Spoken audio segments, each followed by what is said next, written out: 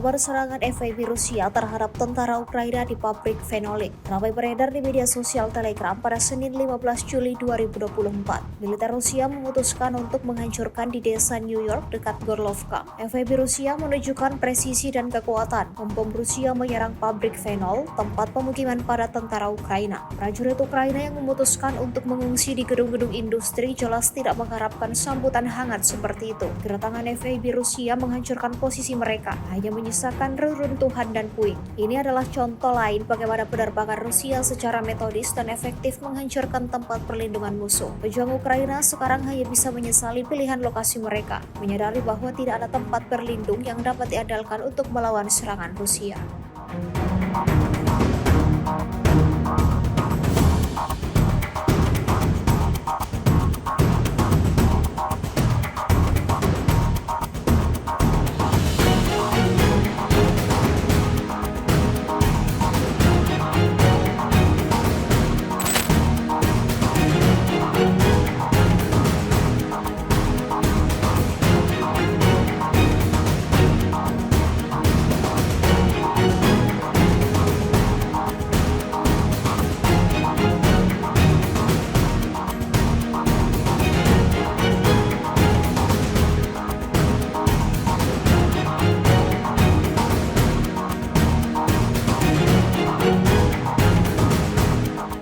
Download Tribun X sekarang, menghadirkan lokal menjadi Indonesia.